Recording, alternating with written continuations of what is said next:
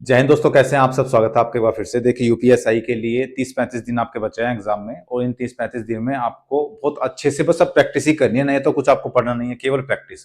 तो यूपीएसआई के लिए मैंने प्रैक्टिस सेट बनाए हैं, और इसमें एक एक क्वेश्चन इसमें मैंने बनाया है ताकि आप बिल्कुल इजी टू बिल्कुल अपर हार्ड लेवल तक कैसा भी आपका क्वेश्चन पेपर आ जाए, आप उस क्वेश्चन पेपर को बिल्कुल कर दो, और आप ये क्वेश्चन देख करके ये कहो कि हाँ, ये तो सच में बिल्कुल एग्जाम जैसा क्वेश्चन पेपर है। तो इसी तरीके के लगभग 16 क्वेश्चन पेपर मैंने बनाए हैं। तो उसमें से हिंदी और जीएस के मैं क्वेश्चंस करा रहा हूँ।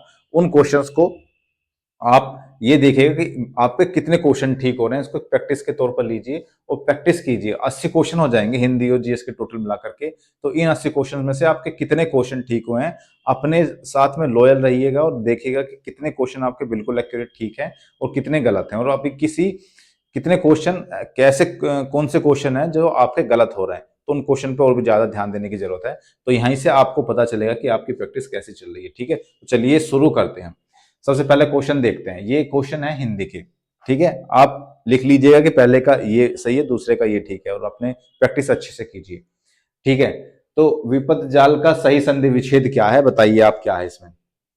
विपद प्लस जाल, तो ये तो आपको दिख ही रहा होगा, आप इस टिक लगाइए, मैं बताता हूँ फिर इसका आंसर क्या होगा।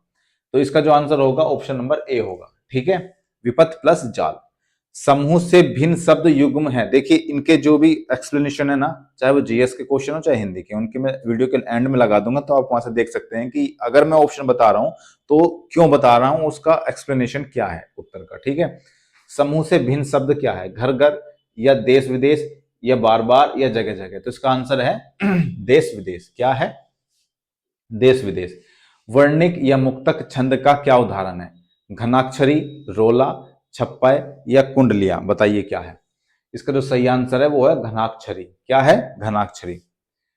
सर्वनाम के आधार पर असंगत युग्म है, निश्चयवाचक कुछ या अनिश्चयवाचक कोई, प्रश्नवाचक कौन या निजवाचक अपना। इसी तरीके के तो क्वेश्चन आते हैं। इसका सही आंसर ऑप्शन नंबर ए होगा। ठीक है, वह ध्वनियां हैं जिसके उच्चारण में अन्य स्वरों से सहायता लेने की आवश्यकता नहीं होती, उन ध्वनियों को क्या कहते हैं, स्वर, व्यंजन या संयुक्ताक्षर या फिर शब्द। इसका जो सही आंसर है वो आप इतनी देर में, अगर आपको लग रहा है कि मैं बहुत स्पीड से कर रहा हूं, तो क्योंकि वीडियो बहुत लंबी हो जाएगी, इसलिए पॉज करके आप अपना आंसर टिक कर लीजिएगा पहले कि मेरे हिसाब से ये होना चाहिए। फिर मैं आंसर आपको बता ही देता हूं, तो आप मैच कर लीजिएगा कि आपका आंसर ठीक है गलत है। तो पांचवे का ऑप्शन नंबर ए ठीक होगा। क्रमवाच्य का उदाहरण है, चिट्ठी भेजी गई, या सीता पुस्तक पढ़ती है, या किरण कुर्ता पहनती है, या मोहन घर जा रहा है। इसका सही आंसर क्या होगा, बताइए। इसका सही आंसर होगा चिट्ठी भेजी गई। ठीक है, सातवां क्वेश्चन क्या है, अच्छा शब्द किस प्रकार का अव्यय है। अब इसमें चार ऑप्शन है, चार ऑप्शन में देख करके आप मुझे बताइए कि आपका कौन सा ऑप्शन ठीक है। इसका जो सही आंसर होगा वो अनुमोदक बोधक। निम्नलिखित में से अशुद्ध वाक्य का चयन कीजिए। इसमें से अशुद्ध वाक्य आपको देखना है। यशोधरा मैथिली शरण गुप्त की श्रेष्ठ रचना है, या मुझे स्वनिर्मित मिठाइयाँ पसंद है, या हिंदी का व्यवहारिक ज्ञान अपेक्षित है, या फिर कालिदास की उपमाएं बेजोड़ हैं। इसका आंसर, सही आंसर क्या होगा, ऑप्शन नंबर ए। ठीक है, हिमाद्री तुंग भृंग गीत किस नाटक से लिया गया है। इसी तरीके के तो क्वेश्चन आते हैं जहां आप खो जाते हैं ऐसे क्वेश्चंस में। ये तो क्वेश्चन नहीं होते हैं, और आप इन्हीं क्वेश्चन को छोड़ करके आते हो हिंदी में। ऐसे ही क्वेश्चन की मैंने भरमार इसमें डाल रखी है, ताकि आपका एक भी क्वेश्चन छूट ना जाए हिंदी का। इस तरीके से मैंने अच्छे से प्रैक्टिस सेट बनाया है ये। तो हिमाद्री तुंग गीत किस नाटक से लिया गया है, इसका सही आंसर बताइए। स्कंदगुप्त, ध्रुव स्वामिनी, चंद्रगुप्त या अधो अधूरे। इसका जो सही आंसर होगा वो होगा ऑप्शन नंबर सी। 9 का क्या होगा, ऑप्शन नंबर सी। चलो इसको थोड़ा सा ऊपर कर लेते हैं ताकि आपको अच्छे से दिखे। साधु का स्त्रीलिंग शब्द क्या है, साधुनी, साध्वी, साधु आयन या फिर साधु वाहिनी। तो इसका जो सही आंसर होगा वो होगा साध्वी। क्या होगा, साध्वी। तू कहाँ जा रहा है भाई। इसका सही आंसर होगा साध्वी। क्या होगा, साध्वी। दिए गए शब्द युग्म का सही शब्द युग्म ज्ञात कीजिए। लक्ष्य और लक्ष्य। लक्ष्य और लक्ष्य क्या सही युग्म बैठेगा, उद्देश्य लाख, उद्देश्य पारा, उद्देश्य लूट, या झगड़ा और सौ। इसका आंसर बताइए क्या होगा। इसका आंसर बताइए। इसका आंसर होगा ऑप्शन नंबर ए, उद्देश्य और लाभ। क्या होगा, ऑप्शन नंबर ए। ठीक है, पर उपसर्ग से बना शब्द निम्नलिखित में से कौन सा होगा? इस पे ध्यान दीजिए, पर उपसर्ग में बना शब्द निम्नलिखित में से कौन सा होगा? इसका ऑप्शन नंबर कौन सा ठीक होगा? इसका ऑप्शन नंबर प्राधीन होगा, परधीन होगा, या इसका पराधीन होगा? कौन सा होगा? पराधीन। अंतर शब्द से क्या आशय है? अंतर शब्द से भीतर का, पत्र, गुण या उपरोक्त सभी? इसका सही आंसर क्या होगा? भीतर का। ठीक है, नेक्स्ट पे आ जाओ। पल्लव किसकी रचना है? बताओ, पल्लव किसकी रचना है?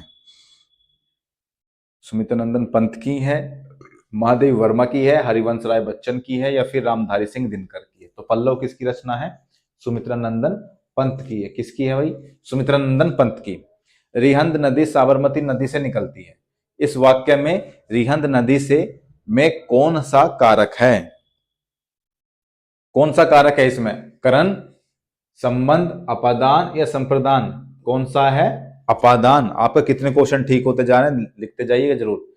आनुषंगिक के विलोम शब्द का चयन करो। आनुषंगिक प्रमुख है, निरामिष है, अल्पजीवी है, या फिर विमुख है? इसका सही आंसर क्या होगा? प्रमुख। क्या होगा? प्रमुख।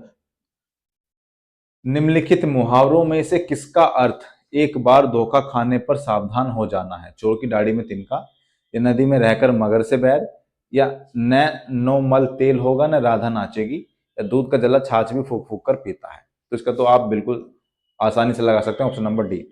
दिए गए वाक्यांश के लिए उचित शब्द का चयन कीजिए। वीर पुत्र को जन्म देने वाली स्त्री को क्या कहा जाता है? वीर पुत्र को जन्म देने वाली स्त्री को क्या कहा जाता है, बताइए। माता जननी, वसुंधरा, या वीर प्रसू? तो इसका सही आंसर क्या होगा? वीर प्रसू। निम्नलिखित में से किसने शांत रस को भी नाटक में अनुभव योग्य माना है? दंडी, उद्भट, या भामा, या वामन? ऐसे को तो क्वेश्चन आते हैं जिसमें आप खो जाते हो, और ये क्वेश्चन आपसे होते नहीं है, और आपसे नहीं, बहुत लोगों से नहीं होते हैं। तो ऐसे क्वेश्चन रट लो, इनको पढ़ लो, अगर हो सके तो नोट कर लो, ताकि बार बार आपको ये वीडियो ना देखनी पड़े, आप वहां से नोट किया हुआ रिवीजन कर सको, और आपका एग्जाम में आए तो आप उसको टिक कर सको। तो इसका जो सही आंसर होगा, शांत रस को भी नाटक में अनुभव योग्य किसने माना है? वो माना है उद्भट ने। किसने माना है भाई? उद्भट ने। ठीक है, ये हो गया तुम्हारा, ये क्या होगा? गद्यांश होगा। चलो गद्यांश को तो छोड़ते हैं, ठीक है, नेक्स्ट पे आ जाओ। ये कहां से कहां तक था गद्यांश? ये था 20 से 22 तक। 23 क्वेश्चन पे आ जाओ। इन प्रश्नों में दिए गए शब्द का सही, एक सेकंड, इन प्रश्नों में दिए गए शब्द का सही विपरीतार्थक विलोम शब्द दिए गए विकल्पों में से चुनिए। प्राकृतिक का विलोम शब्द क्या होगा? नैसर्गिक होगा, कृत्रिम होगा, स्वाभाविक होगा, या स्वर्गिक होगा? इसका सही आंसर बताओ क्या होगा? इसका तो सबको पता है, प्राकृतिक का कृत्रिम होता है। क्या होता है? कृत्रिम होता है। चिर, चीर शब्द युग्मों का अर्थ क्या होता है? पराकाष्ठा, चमड़ा, सफेद मुस्कान, बहुत समय तक वस्त्र, या फिर युद्ध काल? इसका सही आंसर क्या होगा, बताइए। इसका सही आंसर होगा बहुत समय तक और वस्त्र। ठीक है। कौन सी भाषा मध्य भारतीय आर्य भाषा काल की नहीं है? ये तो क्वेश्चन देखो, फिर से ऐसे क्वेश्चन इसमें आ गए हैं जो आपके दिमाग को घुमा देते हैं, जो आप जल्दी से कहीं मिलते नहीं है ऐसे क्वेश्चन, आप उसको पढ़ भी नहीं पाते हैं, क्योंकि आपके सामने ऐसे क्वेश्चन बहुत कम आते हैं। कौन सी भाषा मध्य भारतीय आर्य भाषा काल की नहीं है? ठीक है, इसका ऑप्शन है अपभ्रंश, पाली, प्राकृतक, प्राकृत, या फिर संस्कृत? इसका सही आंसर क्या है? सही आंसर इसका होगा, क्या होगा? संस्कृत। क्या होगा? संस्कृत इसका सही आंसर होगा। गिरिराज किशोर को प्राप्त पुरस्कार के संबंध में रचना और पुरस्कार का कौन सा जोड़ सही है? ढाई घर साहित्य अकादमी पुरस्कार, या बेईमानी नताली पुरस्कार, या अर्धनारीश्वर व्यास सम्मान, या आवा ज्ञानपीठ पुरस्कार? इसका सही आंसर क्या होगा? गिरिराज किशोर को प्राप्त पुरस्कार, ये इसका सही आंसर होगा, ये ढाई घर और साहित्य अकादमी पुरस्कार। ठीक है, तो ऑप्शन नंबर ए इसका ठीक होगा। दिए गए शब्द का उपसर्ग ज्ञात कीजिए। अपभ्रंश का सर्ग क्या है? अपभ्रंश का उपसर्ग क्या होगा? इसका आंसर होगा अप या फिर अप या भ्रंश या अ। तो इसका सही आंसर होगा अप। क्या होगा? अप। ठीक है, इसको हम थोड़ा सा ऊपर कर लेते हैं ताकि आपको अच्छे से दिख जाए। निम्नलिखित निम्नलिखित प्रश्न में 4 विकल्पों में से उस विकल्प का चयन करें जो दिए गए शब्द के सही संधि विच्छेद का विकल्प हो। लोकोक्ति, लोक प्लस उक्ति, या लोक प्लस उक्ति, या लोक प्लस औक्ति, या फिर लोक प्लस आक्ति। इसका सही आंसर बताओ क्या होगा? इसका सही आंसर होगा लोक प्लस उक्ति। दिए गए वाक्य के किस भाग में त्रुटि है? विशाल ने एक नए मोबाइल खरीदा है। मोबाइल में त्रुटि है? नहीं, एक नहीं, हाँ नए नहीं, नया आएगा, एक नया मोबाइल खरीदा। इसका सही आंसर क्या होगा? Option number B. ठीक है, इसको कर लेते हैं फिर से थोड़ा सा नीचे। 30, सुनी सुर सरी सम पावन बानी, पंक्ति में कौन सा अलंकार है? यही तरीके तो क्वेश्चन आते हैं और यही आपके दिमाग को घुमा देते हैं। आप देखिए, पहले क्वेश्चन को ढंग से पढ़िए, इसको, इसका आंसर बताइए क्या इसका आंसर होगा। क्या आपको इसका आंसर पता है या नहीं पता है? तो सुनी सुर सरिसम पावन बानी, इसका जो सही आंसर होगा वो उपमा अलंकार होगा। कौन सा होगा? उपमा अलंकार होगा। ठीक है। अंडे सेना मुहावरे का अर्थ है। अंडे सेना मुहावरे का अर्थ क्या है? जो वाक्य की रचना करने पर अपना एक अलग अर्थ या विशेष अर्थ प्रकट करता है, उनका प्रयोग करने से भाषा आकर्षक, प्रभावपूर्ण तथा रोचक बन जाती है, उनको क्या कहते हैं? मुहावरा कहते हैं। तो अंडे सेना मुहावरे का क्या अर्थ है? मुर्गी के चूजे के ऊपर बैठना, या स्वावलंबी होना, या स्वार्थ सिद्ध करना, या घर में बेकार बैठना। घर में बेकार बैठना इसका अर्थ है। कहते हैं ना कि तू घर में बैठ के क्या अंडे सेर रहा है, मतलब घर में बेकार बैठा है, कुछ जाकर के काम धंधा कर ले। तो अंडे सेने का मतलब तो आप खैर सब जानते ही हैं, तो अंडे सेने का मतलब तो आपको पता ही है। चंद्रमा तथा ब्राह्मण के लिए एक शब्द है। सोम, द्विज, वर्ण या श्रेष्ठ। चंद्रमा और ब्राह्मण के लिए, दोनों के लिए एक ही शब्द कौन सा है? वो होगा द्विज का। क्या होगा भाई? द्विज होगा। ठीक है। दिए गए रिक्त स्थान में उपयुक्त विराम चिन्ह का चयन कीजिए। बाप रे, पिताजी आ गए। अब इसमें कौन से चिन्ह लगेंगे? क्योंकि चिन्ह के बारे में भी उसमें पूछा जाता है और बहुत कम लोग चिन्ह के बारे में पढ़ते हैं। तो ऐसे क्वेश्चन जब आते हैं तो आप कर नहीं पाते हैं और क्वेश्चन को छोड़ करके आ जाते हैं और फिर सोचते हैं मैंने ये क्यों नहीं पढ़ा, या ये मैं मुझसे कैसे छूट गया। आपके इसीलिए तो जो टेस्ट सीरीज है उसमें नंबर कम आते हैं, क्योंकि इस तरीके के क्वेश्चन आप पढ़ते नहीं है। तो बताइए आप में से कितने लोगों के ठीक होगा? लगभग 80% लोगों का इसमें गलत होगा। ये बाप रे रिक्त स्थान में बाप रे पिताजी आ गए, इसमें कौन सा चिन्ह लगेगा बताइए आप, अगर आपको पता है तो। इसमें ये वाला लगेगा। ठीक है। अच्छा, तुम्हारी बात मान ली गई, इस वाक्य में विराम चिन्हों का प्रयोग कर पूर्ण वाक्य कीजिए। अच्छा, तुम्हारी बात मान ली गई, या तो फिर ऐसे होगा या फिर ऐसे होगा। अच्छा, तुम्हारी बात मान ली गई। तो उसमें मतलब हमें वाक्य को कहाँ रोकना है, ये भी बहुत इंपॉर्टेंट चीज है। अच्छा, तुम्हारी बात मान ली गई, इसमें ऐसा होगा। ठीक है। इसको थोड़ा सा ऊपर कर देते हैं। आवश्यकता से अधिक धन का संचय न करना, वाक्यांश के लिए एक शब्द बताइए। इसका क्या आंसर होगा? इसका आंसर होगा अपरिग्रह। क्या होगा? अपरिग्रह। ठीक है। किस शब्द का रूप बहुवचन में नहीं बदलता है? नदी का, आदमी का, लड़का, या फिर जल। ऐसे थोड़ी होता है कि बहुत सारे जलें आ रही हैं, आदमी आदमियों हो जाता है, लड़का लड़के हो जाता है, नदी नदियां हो जाती है, जल का नहीं बदलता है। तो किसका क्या आंसर होगा? जल। पक्षी, शूद्र, घर के लिए कौन सा अनेकार्थी शब्द उचित है? पक्षी, शूद्र और घर, सभी के लिए। इसका आंसर बताओ। इसका आंसर होगा ओक।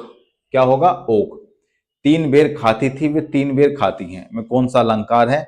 ये तो आपने बहुत अच्छे से पढ़ रखा है। तो इसका आंसर क्या होगा? इसका आंसर होगा यमक अलंकार। क्या होगा? यमक अलंकार। क्या होगा? यमक अलंकार। जब क्रिया का प्रधान विषय कर्ता होता है तो कौन सा वाच्य होता है? जब क्रिया का प्रधान विषय कर्ता होता है तो कौन सा वाच्य होता है? तो इसका जो सही आंसर होगा वो होगा कृतवाच्य। क्या होगा? कृतवाच्य। ठीक है। नेक्स्ट क्वेश्चन आते हैं। शशि का पर्यायवाची है। शशि का पर्यायवाची क्या है? शशि का पर्यायवाची क्या है बताइए। शशि का पर्यायवाची है चंद्र। क्या है? चंद्र। इसका सही आंसर है चंद्र। वह अब यहां से देखो 40 तक क्या हो गए, ये हिंदी के हो गए आपके, ठीक है। अब यहां से स्टार्ट हो गए आपके जीएस के। अब यहां से जीएस के स्टार्ट हो जाते हैं। अब देखते हैं जीएस में, चलो हिंदी में तो आप लोग कर लेते हो अच्छे खासे, लेकिन जीएस में कितने लोग करते हैं, कितने क्वेश्चन करते हैं, वो देखने वाली बात है, क्योंकि जीएस में मैक्सिमम लोग फेल होते हैं। अगर आपको फेल नहीं होना है तो जीएस में अच्छी प्रैक्टिस करो यार, ठीक है। तो वह अकेला धातु तत्व कौन सा है जो कमरे के तापमान पर तरल अवस्था में होता है? इसका आंसर बताइए। इसका आंसर है ब्रोमीन। कौन सा है? ब्रोमीन। भारत में वर्षा की परिवर्तता निम्नतम कहां पाई जाती है? पश्चिमी घाट के पश्चिमी ढलान पर। पश्चिमी घाट के पश्चिमी ढलान पर। निम्नलिखित में से कौन सा अनुच्छेद 19(2) के तहत भाषण की स्वतंत्रता को प्रतिबंधित करने का वैध आधार नहीं है? राज्य की सुरक्षा, सार्वजनिक स्वास्थ्य, या विदेशों से मैत्रीपूर्ण संबंध, या सार्वजनिक व्यवस्था। तो इसका जो सही आंसर होगा वो होगा सार्वजनिक स्वास्थ्य, ठीक है। अगर आपको तेज लग रहा हो तो वीडियो पॉज करके आप पहले क्वेश्चन पढ़ करके अपना आंसर टिक कर लो, उसके बाद जब मैं बताता हूं तो मैच कर लेना। निम्नलिखित का मिलान करो। अनुच्छेद 123 में क्या बनेगा, अनुच्छेद 213 में क्या है, और अनुच्छेद 312 में क्या है, इसका मिलान करके बताओ। देखो अनुच्छेद 123 में क्या है, राष्ट्रपति के अध्यादेश बनाने की शक्ति है, ठीक है। अनुच्छेद 213 में क्या है, राज्यपाल की अध्यादेश बनाने की शक्ति है। अनुच्छेद 312 में क्या है, अखिल भारतीय सेवाएं है। तो इसका जो सही आंसर होगा पहले का सी, यानी कि डी, ऑप्शन नंबर डी इसका सही आंसर होगा, ठीक है। इसको थोड़ा सा ऊपर कर लेते हैं। बताइए, इस पर विचार करो। केशवानंद भारती कब हुआ, मिनर्वा मिल्स मामला कब हुआ, गोलकनाथ मामला कब हुआ? तो इस पर विचार करके इसका सही आंसर बताओ। उपरोक्त में से सही सुमेलित कौन सा है? इसमें सारे सही सुमेलित हैं, 1B 2B 3B, क्योंकि केशवानंद भारती ने 1973 में, वो सबको पता है। मिनर्वा मिल्स मामला भी 1980 में हुआ, गोलकनाथ मामला भी 1967 में हुआ था, ठीक है। चलो आ जाओ। निष्क्रिय प्रतिरक्षा के माध्यम से प्राप्त की जा सकती है।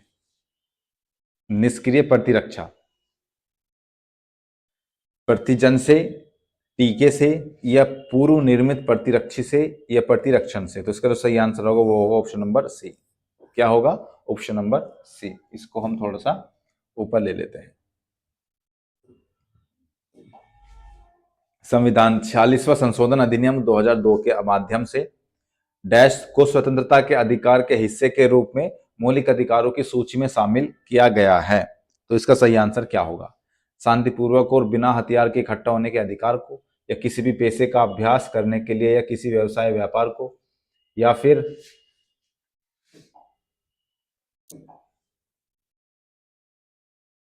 शिक्षा के अधिकार को, या फिर व्यवसाय को जारी रखने, कुछ मामलों में गिरफ्तारी और नजरबंदी के संरक्षण में।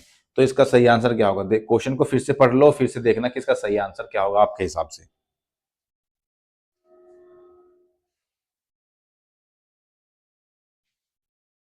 इसका सही आंसर होगा शिक्षा के अधिकार से, ठीक है। बंगाल में ब्रिटिश वस्तुओं के बहिष्कार का सुझाव सबसे पहले किसने दिया था? बंगाल में, पहले तो ये बता दो कि ब्रिटिश वस्तुओं का बहिष्कार किसके बाद में ये शुरू हुआ कि भाई हम इसका जो ब्रिटिश वस्तु है उसका हम बहिष्कार करेंगे। तो इसका जो सही आंसर होगा अरविंदो घोष होगा, या फिर मोतीलाल घोष होगा, या कृष्ण कुमार मित्रा होगा, या सतीश चंद्र मुखर्जी होगा। इसका जो सही आंसर है वो होगा कृष्ण कुमार मित्रा। बंगाल में ब्रिटिश वस्तुओं के बहिष्कार का सुझाव सबसे पहले किसने दिया था? सर्वोच्च न्यायालय के निम्नलिखित निर्णयों में से किसमें भारतीय संविधान के अनुच्छेद 21 के दायरे का विस्तार किया गया है? शरद सरदा बनाम महाराष्ट्र राज्य, या मेनका गांधी बनाम भारतीय संघ, या फिर MC मेहता बनाम भारतीय संघ, या बच्चन सिंह बनाम पंजाब राज्य। तो इसका जो सही आंसर होगा वो होगा मेनका गांधी बनाम भारतीय संघ। मॉन्ट्रियल प्रोटोकॉल पर निम्नलिखित पर्यावरणीय मुद्दों में से किस पर ध्यान देने के लिए हस्ताक्षर किए गए थे? ऐसे ऐसे क्वेश्चन आते हैं, ये तो घुमाने वाले क्वेश्चन है, ये टफ क्वेश्चनों में से आते हैं, क्योंकि ऐसे क्वेश्चन ना तो आपके जल्दी से आपके सामने आते हैं, ना ही आप उसको पढ़ पाते हैं, ना ही आपको किसी बुक में मिलेंगे।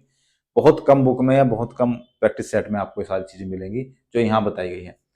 तो इसका सही आंसर बताओ क्या है? इसका सही आंसर होगा क्षोभमंडलीय ओजोन प्रदूषण, या फिर समताप मंडल में ओजोन का अवक्षय। इसका सही आंसर होगा ये बी, ऑप्शन नंबर बी। ध्वनि प्रदूषण की तीव्रता को किसमें नापा जाता है?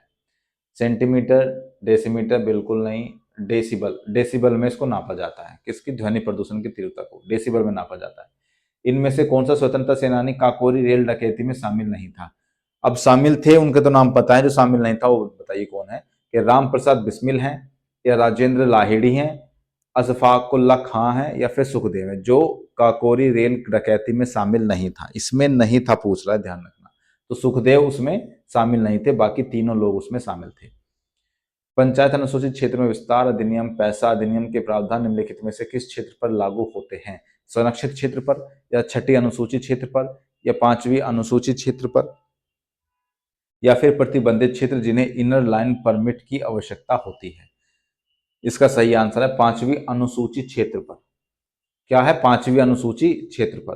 तो बताइएगा इसके क्वेश्चंस आपको कैसे लग रहे हैं? अगर आपको ठीक लगे क्वेश्चन, इसमें अच्छे खासे लाइक आ गए इस वीडियो पर, तो फिर मैं इसके आगे और प्रैक्टिस कराऊंगा ऐसे ही क्वेश्चंस की। और अगर नहीं इसका कुछ अच्छा रिस्पॉन्स मिलता है तो इसको यहीं ड्रॉप कर दिया जाएगा, क्योंकि फिर मुझे लगता है कि आपको इसकी जरूरत नहीं है। अगर आपको इसकी जरूरत है तो अच्छी खासी इसमें वीडियो में लाइक कर देना, तो मुझे पता चल जाएगा कि हाँ आपको इसकी जरूरत है या नहीं है। ठीक है। शारदा नहर उत्तर प्रदेश के किस जिले में स्थित है? बताइए। अमरोहा जिले में। शारदा नहर उत्तर प्रदेश के जिले में अमरोहा में, ललितपुर में, या सोनभद्र में, या पीलीभीत में? इसका सही आंसर है पीलीभीत में। शारदा नहर पीलीभीत में है। निम्नलिखित में से कौन सी अजरबैजान की राजधानी है? देखो राजधानी जरूर याद करके जाना, राजधानी एक राजधानी हमसे पूछ लेता है वो। तो इसका सही आंसर है बाकू। अजरबैजान की राजधानी बाकू है। निम्नलिखित में से किस मामले की चुनावी प्रकरण के नाम से जाना जाता है? किस मामले को चुनावी प्रकरण के नाम से जाना जाता है? केशवानंद भारती प्रकरण, या इंदिरा नेहरू गांधी प्रकरण, या मिनर्वा मिल्स प्रकरण, या वामन राव प्रकरण 1981? इसका सही आंसर क्या होगा? इंदिरा नेहरू गांधी प्रकरण 1975। क्या होगा? 1975 इंदिरा नेहरू। ठीक है। नेक्स्ट क्वेश्चन देखते हैं, आ जाओ। अच्छा ये भी कुछ है क्या? हाँ। बीएनएस में बलात्कार की परिभाषा में सहमति की उम्र क्या है? बीएनएस की जितनी भी धाराएं हैं और जितने भी क्वेश्चंस इतने बेहतर तरीके से मैंने पढ़ा रखे हैं, अगर आपने नहीं देखे तो बीएनएस की जो क्लासेस हैं जो करा रखे हैं मैंने, वो जाकर के देख लो, बहुत अच्छे से समझ में आएगा आपको वहां। ये तो आप ऐसे ही कर दोगे इस वाले क्वेश्चन को अगर आपने वहां कर रखा होगा। 16 वर्ष, 18 वर्ष, 21 वर्ष, या फिर 14 वर्ष? बताइए इसका सही आंसर क्या है? 18 वर्ष। क्या है? 18 वर्ष। ठीक है। भारतीय दंड संहिता किसके द्वारा तैयार की गई थी? भारत के पहले विधि आयोग द्वारा। इसमें भारतीय दंड संहिता पूछ रहा है। भारत के दूसरे विधि आयोग द्वारा। इसमें यही दोनों ऑप्शन में आपको कंफ्यूजन होगा, क्योंकि लॉर्ड मैकाले द्वारा तो नहीं की गई थी। 58 का जो सही आंसर होगा क्या होगा? भारत के पहले विधि आयोग द्वारा। भारत दंड संहिता किसके द्वारा तैयार की गई थी? भारत के पहले विधि आयोग द्वारा। मौर्य शासन व्यवस्था में तीर्थ का अर्थ क्या है? समिति, या प्रशासनिक विभाग, या धर्मस्थल, या तीर्थ स्थल पर लिया जाने वाला कर? मौर्य शासन व्यवस्था में तीर्थ का अर्थ क्या होता है? तीर्थ। मौर्य शासन व्यवस्था में तीर्थ का अर्थ होता है प्रशासनिक विभाग। ये इसका सही आंसर होगा, प्रशासनिक विभाग। निम्नलिखित में से कौन सा कोशिका में सबसे छोटा अंगक है? लाइसोसोम, स्फेरोसोम, परोक्सिसोम, या राइबोसोम? इसका जो सही आंसर होगा वो ऑप्शन नंबर डी, राइबोसोम। अगर आपको क्वेश्चन इसके अच्छे लग रहे हैं, देखो मैं फिर से बता दूं कि मुझे तभी उत्साह मिलता है सारी चीजें करने का, अपना समय इसमें लगाने का, जब मुझे लगता है कि आपको इससे फायदा हो रहा है। और मुझे कैसे पता चलेगा? आपके कमेंट से, आपके लाइक से। अगर कमेंट या लाइक फिर अच्छे नहीं आ रहे हैं, यानी कि आप इसमें इंटरेस्टेड नहीं है, ये आपके लिए अच्छा नहीं है, फिर मैं इस आइडिया को यहीं ड्रॉप कर दूंगा। फिर ऐसे क्वेश्चंस जो आपके एग्जाम में बनते ही बनते हैं, हो सकता है आप उनसे वंचित रह जाओ, क्योंकि ऐसे क्वेश्चन बहुत कम मिलते हैं।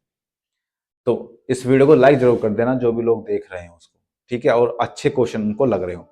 लखनऊ समझौते में कौन दो पक्षों ने हस्ताक्षर किए थे? 61वां क्वेश्चन है। ब्रिटिश और मुस्लिम लीग, नरमपंथी और कांग्रेस, कांग्रेस और मुस्लिम लीग, नरमपंथी और मुस्लिम लीग? तो इसका आंसर क्या होगा? कांग्रेस और मुस्लिम लीग। लॉर्ड कर्जन निम्नलिखित में से किस घटना से संबंधित है? बंगाल का विभाजन, भूटान युद्ध? ये तो सबको पता होगा। ऑप्शन नंबर ए, बंगाल का विभाजन। केंद्र राज्य संबंधों की जांच के लिए सरकारी आयोग की स्थापना कब की गई थी? जितने भी आयोग है ना, सभी को आपको याद रखने हैं, क्योंकि यहाँ से क्वेश्चन आपका बनता ही बनता है। तो इसका जो सही आंसर है वो होगा 1983 में। आप देखते रहिएगा कि आपके कितने क्वेश्चन ठीक हुए। ऐसा नहीं कि जो मैं बताता जा रहा हूँ बस आप देखते जा रहे हो। आप पहले अपने आप देखो कि मेरा आंसर कौन सा है और फिर मेरा आंसर देखो, मैच करो, पता करो मेरा आंसर ठीक है कि नहीं है। ठीक है, चलिए। CO2 जब अधिक मात्रा में प्रवाहित होता है तब चूने का जल किसके कारण पुनः रंगहीन हो जाता है? कैल्शियम कार्बोनेट या कैल्शियम बाइकार्बोनेट? इसका जो सही आंसर होगा वो होगा यही, कैल्शियम बाइकार्बोनेट के कारण वो रंगहीन हो जाता है। किस अधिनियम में जमानती और गैर जमानती अपराध की परिभाषा दी गई है? जमानती और गैर जमानती अपराध की परिभाषा किस में दी गई है? ये दी गई है आपकी BNSS। ठीक है, BNSS में दी गई है, जिसे हम पहले CRPC बोलते हैं। वंदे मातरम का अंग्रेजी में अनुवाद किसने किया? ये क्वेश्चन इंपोर्टेंट है, इसको बहुत अच्छे से रट लेना, अगर याद नहीं है तो लिख लो। ये क्वेश्चन आ जाता है, बहुत सारे क्वेश्चन पेपर्स में आया है कि वंदे मातरम का अंग्रेजी में अनुवाद किसने किया? अरविंदो घोष ने किया। किसने किया भाई? ये अरविंदो घोष ने किया। ठीक है, नेक्स्ट क्वेश्चन देखते हैं कि भारत के संविधान की 11वीं अनुसूची किसके बीच शक्तियों का वितरण करती है? संघ और राज्य विधानसभाओं के बीच में, या फिर राज्य विधानसभाएं और पंचायत? यही इसका सही आंसर है। क्या होगा? रुक जाओ भाई, रुक जाओ, यही है, राज्य विधानसभाएं और पंचायत। 11वीं अनुसूची में है ना ये, 11वीं अनुसूची में। निम्नलिखित में से कौन सा मंत्रालय 1955 के नागरिकता अधिनियम के तहत कार्यान्वयन का प्रभारी है? कार्यान्वयन का प्रभारी गृह मंत्रालय या विदेश मंत्रालय, मानव संसाधन विकास मंत्रालय? इसका सही आंसर क्या है? गृह मंत्रालय। क्या है? गृह मंत्रालय। ठीक है, चलो आ जाओ, नेक्स्ट क्वेश्चन देखो, आ जाओ। नाटो के बारे में निम्नलिखित में से कौन सा कथन सत्य नहीं है? यह एक सैन्य संगठन। नाटो कितना चल रहा है अभी? अभी USA ने नाटो के बारे में कितनी सारी चीजें बोली है, नाटो से बिल्कुल अलग हो गया USA, और नाटो की अब कोई वो बात भी नहीं रही जो पहले थी। अब नाटो को कोई कुछ मानता नहीं है, बेचारा अभी अलग थलग पड़ा है नाटो। ठीक है, नाटो के बारे में लिखने में कौन सा कथन सत्य नहीं है, ऐसे क्वेश्चन आपके जरूर आएंगे। तो यह एक सैन्य गठबंधन है, बिल्कुल ठीक है। इसका मुख्यालय ब्रुसेल्स बेल्जियम में, बिल्कुल ठीक है। इसकी आधिकारिक भाषा अंग्रेजी जर्मन है, ये गलत है। तो इसका सही आंसर क्या होगा? ऑप्शन नंबर सी। नाबार्ड ऋण प्रदान करता है, नाबार्ड ऋण प्रदान करता है कृषि क्रियाओं के लिए, कृषि क्रियाओं में ग्रामीण विकास के लिए। इसका सही आंसर ये होगा, कृषि क्रियाओं व ग्रामीण विकास के लिए। डिफॉल्ट रूप से कंप्यूटर स्क्रीन के डेस्कटॉप पर एकमात्र आइटम डैश होता है। इसका सही आंसर क्या होगा? इसका आंसर होगा टास्क बार होता है, या फिर नेटवर्क ब्राउजर होता है, या आइकन्स होता है, उपरोक्त सभी। इसमें उपरोक्त सभी होते हैं। ठीक है, निम्नलिखित में से किसे सतह के इकाई क्षेत्र पर सामान्य रूप से बल के रूप में परिभाषित किया जाता है? इसका सही आंसर बताइए। पृष्ठ तनाव को, बलाघूर्ण को, दबाव को, या फिर संयंत्र को? तो इसका जो सही आंसर है वो होगा ऑप्शन नंबर सी, दबाव को। ठीक है, ऑप्शन नंबर सी, दबाव को। इसको थोड़ा सा मैं और बड़ा कर देता हूं ताकि आपको और अच्छे से दिख जाए। मृदा अपरदन को कम करने मृदा अपरदन को कम करने के लिए सबसे प्रभावी फसल निम्नलिखित में से कौन सी है? चावल, चना, अरहर, या फिर गेहूं? इसका सही आंसर बताओ क्या होगा? मतलब सिंपल सी बात है, जिसकी जड़ ज्यादा फैलती हो वो मृदा अपरदन को रोक सकता है। तो अरहर, इन सब में अरहर की जो पेड़ होता है ना, अगर आपने देखा हो अरहर दाल का जो पेड़ होता है, वो उसकी जड़ बहुत ज्यादा होती है इन चारों फसलों में। तो इसका सही आंसर क्या होगा? अरहर। ठीक है, भारत संविधान के निम्नलिखित में से किस अनुच्छेद के तहत राष्ट्रपति द्वारा भारत के माननीय अटॉर्नी जनरल को नियुक्त किया जाता है? ये तो आपको बहुत आसानी से पता होना चाहिए यार। अनुच्छेद 76। ठीक है, पावर सिस्टम ऑपरेशन कॉरपोरेशन का मुख्यालय कहाँ है? पावर सिस्टम ऑपरेशन कॉरपोरेशन, देखो कितना इंपॉर्टेंट क्वेश्चन है। मुझे बताओ, क्या आपने पहले ये क्वेश्चन पढ़ा है? पावर सिस्टम ऑपरेशन कॉरपोरेशन का मुख्यालय कहाँ स्थित है, ये बताओ आप। ये मुझे लगता है बहुत कम लोगों ने पढ़ा होगा। इसका जो सही आंसर है वो है नई दिल्ली। क्या है? नई दिल्ली। ठीक है, इसको थोड़ा सा मैं ऊपर कर देता हूं फिर से। समताप मंडल डैश किलोमीटर की ऊंचाई तक फैला हुआ है? समताप मंडल कहां तक फैला हुआ है बताओ? इसका जो सही आंसर है वो है 50। कहां तक फैला हुआ है? 50 किलोमीटर तक। ठीक है, भारतीय संविधान के किस भाग में राजनीति के प्रत्यक्ष सिद्धांतों की गणना की गई है? इसका सही आंसर बताओ क्या है? इसका आंसर है भाग 4 में। किसमें? भाग 4 में। भारत के सांस्कृतिक पहलू के संदर्भ में अरूफ और कलमा जट्टू है। क्या है ये? अरुफ और कलमा जट्टू क्या है ये बताइए? ये लोक नृत्य हैं, या चित्र हैं, ये जनजाति हैं, या फिर त्योहार हैं? पहली बात तो नाम ही पहली बार सुना होगा आप लोगों ने। अरुफ कलमा जट्टू ये चित्र हैं, क्या है? ये चित्र हैं भाई साहब। ऐसे ऐसे क्वेश्चन तो छूट जाते हैं, इनकी प्रैक्टिस कर लो, इनको लिख लो। अगर आपको याद ना, मतलब आप लग रहा है कि हम इनको दोबारा नहीं रिपीट कर पाएंगे, इनको लिख लो या फिर वीडियो फिर से देख लेना, आपका रिवीजन हो जाएगा। चुनाव आयोग में कितने सदस्य होते हैं? बताओ, चुनाव आयोग में कितने सदस्य होते हैं? 2, 3 या कितने होते हैं? मैं ऑप्शन इसका यही सही है, 3। चुनाव आयोग में 3 सदस्य होते हैं। कितने सदस्य होते हैं भाई साहब? 3 सदस्य होते हैं।